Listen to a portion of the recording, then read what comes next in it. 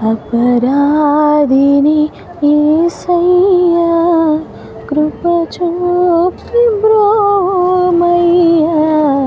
అపరాధిని యేసయ్యా కృప చూపి బ్రోవమయ్యా.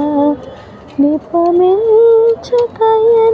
కృపలో నిపమించకయని కృపలో నపరాధములను క్షమించు, నపరాధములను క్షమించు.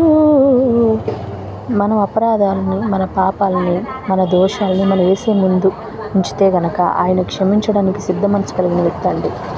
ప్రతి వ్యక్తికి ప్రతి పాపాలు ఉంటాయి. ఆ పాపంలో చిన్న పాపం పెద్ద పాపం అని ఉండదండి. పాపం పాపమే, దాని జీతం కూడా మనకు మరణమని బైబిల్లో ఉంది. కానీ మనం దేవుని యొద్ద ఉంచితే గనక ఆ జీతం పరలోక రాజ్యంగా మారగలిగిన